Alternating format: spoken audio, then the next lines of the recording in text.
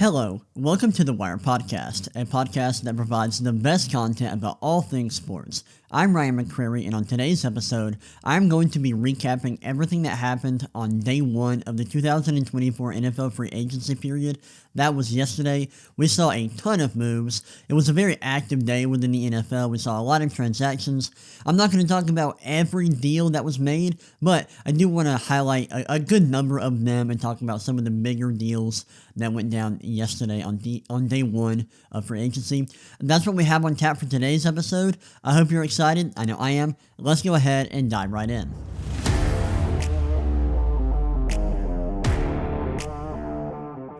Alright, let's get this show started by recapping everything that happened on day one of the 2024 NFL free agency period. That was yesterday. A lot of deals went down. Like I said in the intro, we're not going to talk about all of them. The first contract that I want to talk about is my Atlanta Falcons signing Kirk Cousins to a 4-year, $180 million contract.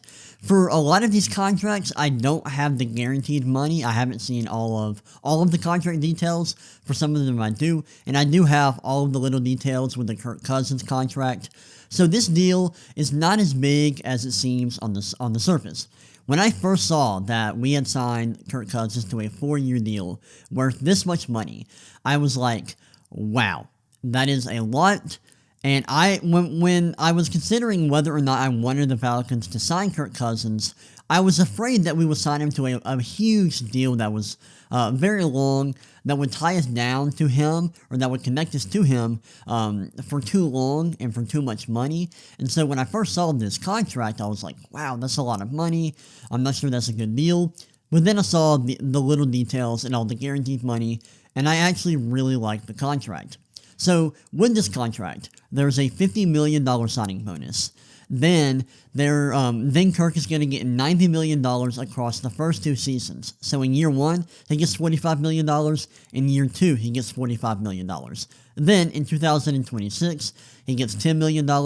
And I think at that point, we will be able to get out of the contract if necessary. And let's say after 2 years, Kirk Cousins retires, then we wouldn't have to pay him any more money. At least that is my understanding.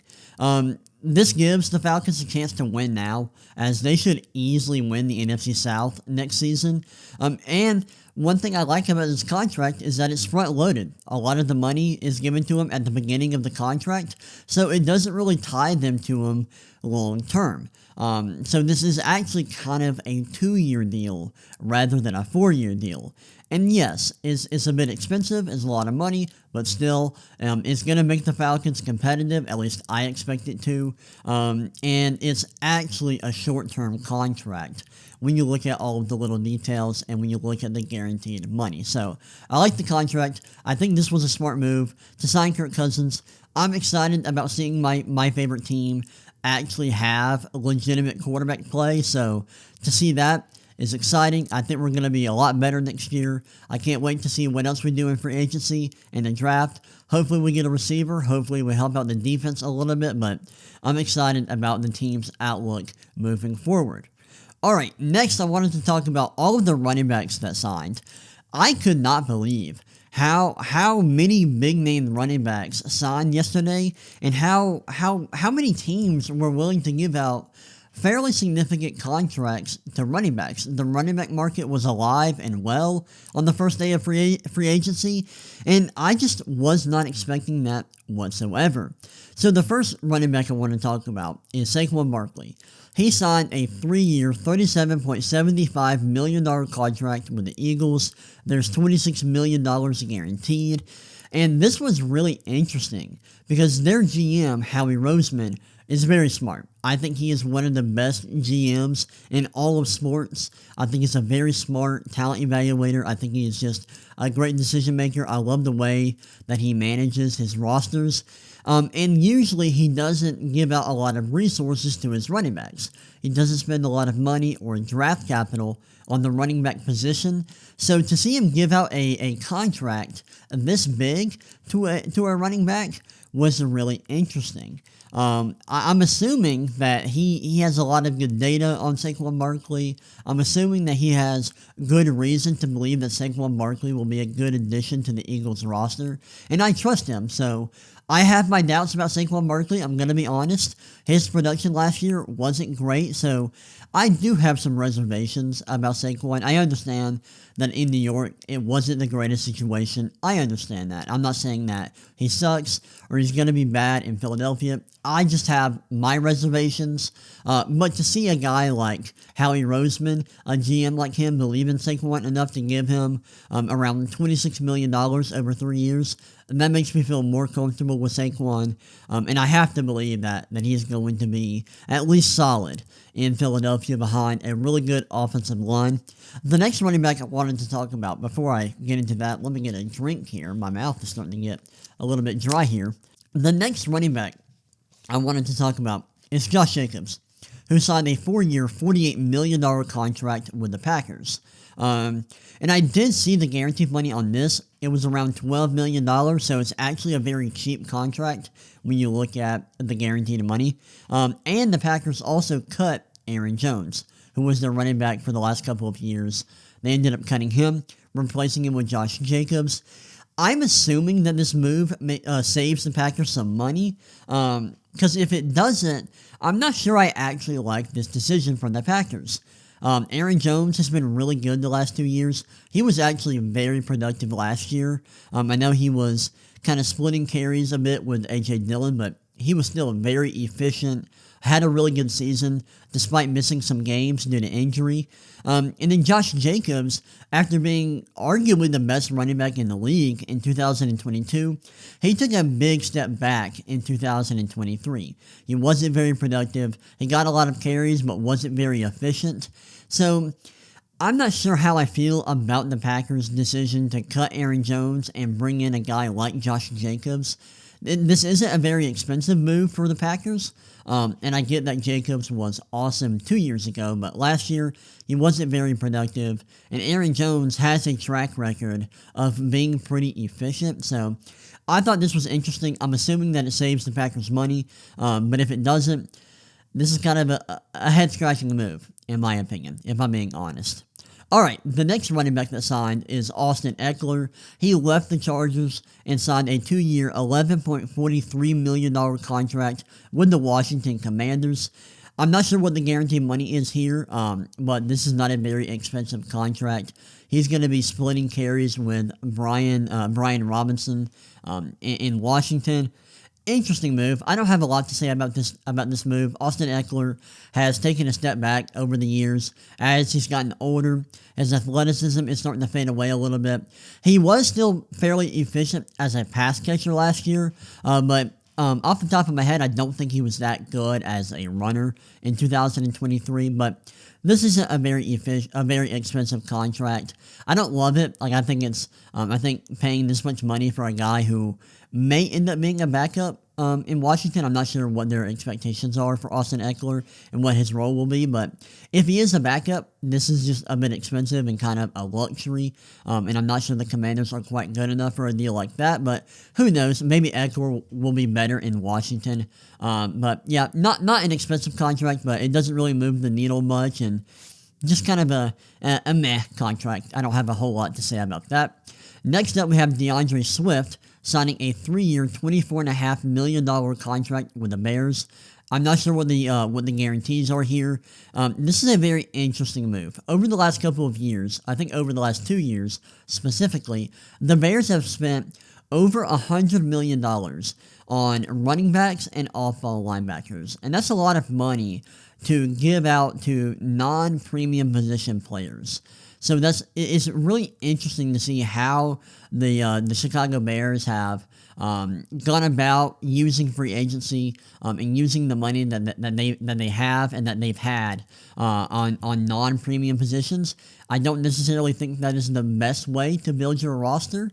And DeAndre Swift last year, he was fairly efficient when you look at like yards per carry, but when you look at yards after contact per rush attempt, I'm pretty sure he wasn't that great in that metric. And so this is a very interesting move for the Bears to give out money to DeAndre Swift.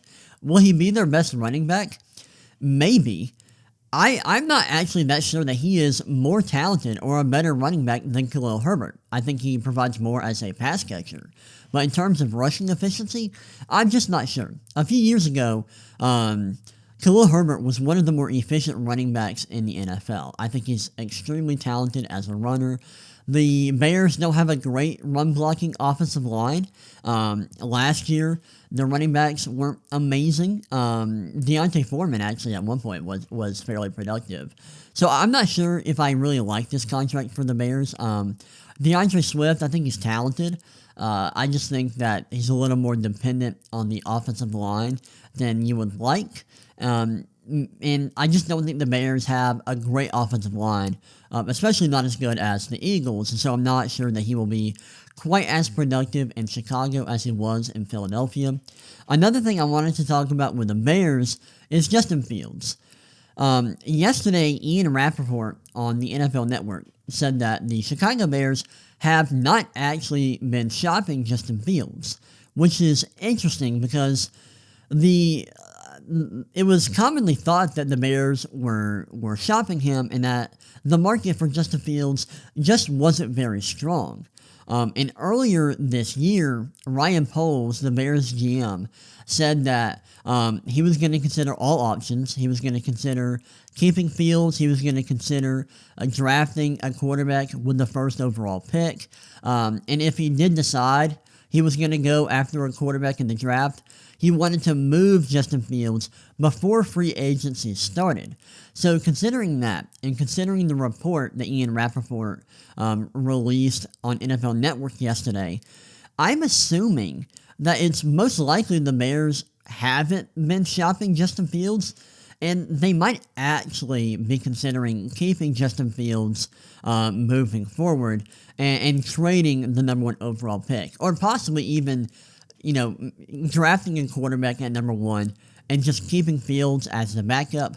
I'm not sure that's a realistic possibility because you have to consider the locker room and how the locker room feels about Justin Fields when you move on from him, or when you decide to draft a rookie quarterback.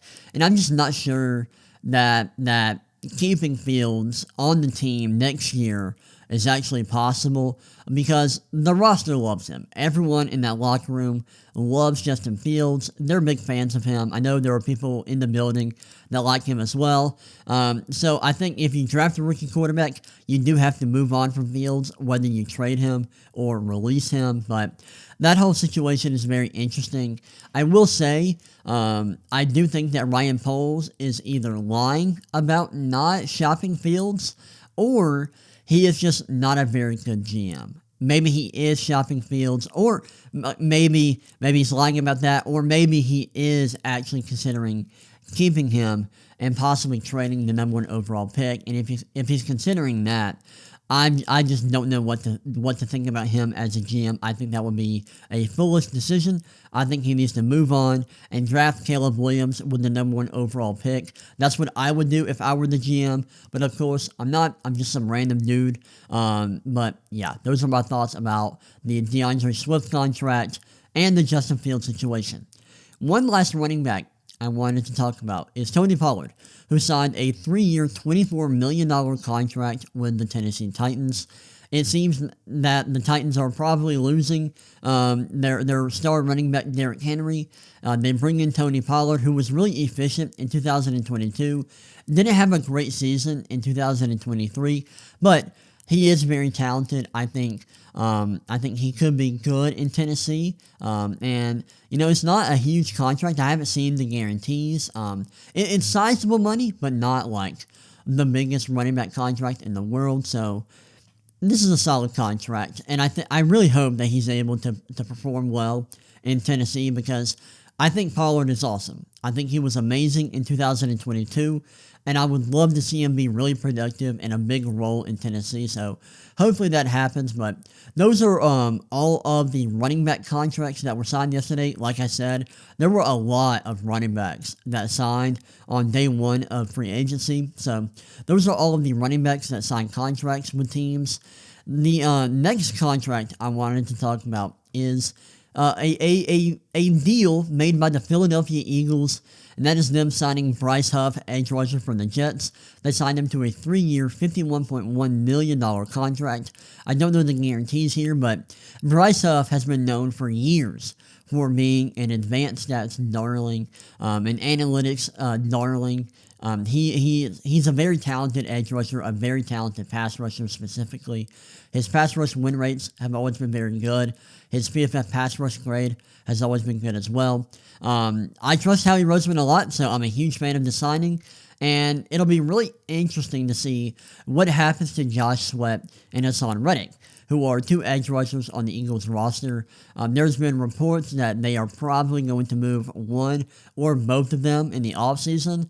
And with the Eagles signing Bryce Huff, it looks like at least one or both of these guys will be traded and or released. I'm not sure how that would affect the salary cap. So, I'm assuming that one of Josh Sweat and or Hassan Reddick will be moved this offseason. So I like this contract. I'm glad to see Bryce Huff getting an opportunity with the Eagles. That's awesome. And yeah, I'm a big fan of this move. And once again, Howie Roseman is going to work.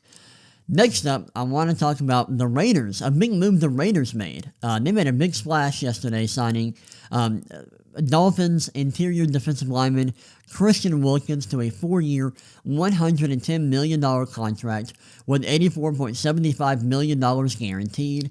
This is a weird signing considering the Raiders aren't really in a position to compete immediately. And I think this is actually a big overpay for someone who was productive in 2023. This past season, Wilkins had over 60 pressures and 10 sacks, but he wasn't efficient as a pass rusher. His pass rush win rate wasn't very high. His PFF pass rush grade wasn't very high. And he hasn't ever graded exceptionally well as a run defender. And his PFF grades overall have never been all that great. They were good in like 2021 and 2022, but they haven't ever been elite. And that's kind of what you would expect from a defensive tackle getting this kind of money. So I'm not a big fan of this contract. I think it's an overpay. And I just don't think that Christian Wilkins fits with the Raiders' timeline. So this was a weird move, and I do think it was an overpay, but I'm glad that Christian Wilkins got paid. That's awesome to see, but for the Raiders, I'm just not a huge fan of this contract. All right, let's go ahead and see the next contract I wanted to talk about before I get into that. Let me get a little bit of a drink here. All right, the next contract I wanted to talk about was the Panthers signing Robert Hunt, a guard for the Dolphins, to a massive contract worth $100 million over 5 years. I haven't seen the guaranteed money with this deal, but wow. That is a sizable contract, if I say so myself. That's a big contract, and once again, I think this is an overpay. Robert Hunt has never had a season with a PFF grade of 80 or above. He did have a career year in 2023, but he's still not quite good enough for a contract this size. And I get that the Panthers want to protect Bryce Young. They want to help him out, give him some pass protection. And I know that they've signed some other offensive linemen outside of Robert Hunt as well. I think this morning they signed Damian Lewis, a guard, to a decent contract. But man, this feels like a desperation move. It feels like a move made by a team who is desperate to make sure their quarterback, who they took number 1 overall last year and had a rough rookie season, doesn't fail. And so they're making moves that aren't actually that smart to try to make sure that works out. This feels like they're suffering from a sunk cost fallacy.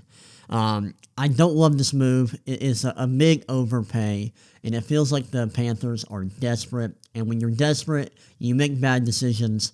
and I just don't love this contract for the Panthers. Hopefully I'm wrong. Hopefully Robert Hunt turns out to be an awesome player in Carolina, but I'm just not sure that's going to happen. All right, next up, we have the Giants trading for star edge rusher Brian Burns. This was a huge move. This wasn't a contract signing. This was a trade that went down. The Giants traded the 39th pick in this year's draft, plus a 2025 fifth-round pick to the Panthers for Brian Burns. The Giants also gave Burns a 5-year deal with a max value of $150 million. That's a big extension, a lot of money there. I like this for the Giants. They get a big-time defender in Brian Burns. Like the Raiders, this move doesn't really fit their timeline. They're not really in a position to compete right away. So this is a very interesting move, but being able to get Brian Burns for a second and a fifth-round pick is good value. Like, that's solid value. So not a bad trade for the Giants. The contract is big, but Brian Burns is a talented edge rusher, and he's young. So hopefully this is able to work out. I don't think this was like a home run move by the Giants. I do think there's a little bit of risk involved. I'm not sure that Brian Burns is guaranteed to be worth this contract, but I do like the swing here. I'm not sure it really fits with their timeline, but in a vacuum, this is a very solid move for the Giants. And for the Panthers, what a disaster class this was. The way that they handled this Brian Burns situation was just awful. It was terrible. It was horrific. Like, it was so bad. And I know they have a new regime now. Their GM now isn't the same GM from a year ago.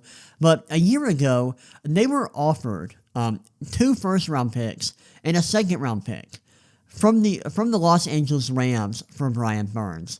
And they turned it down. What the heck? Why? Why would you do that? That makes no sense. I don't get why their former GM did this.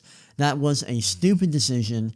And then now it puts their new regime in a tough situation because they have to accept much less in a trade for Brian Burns.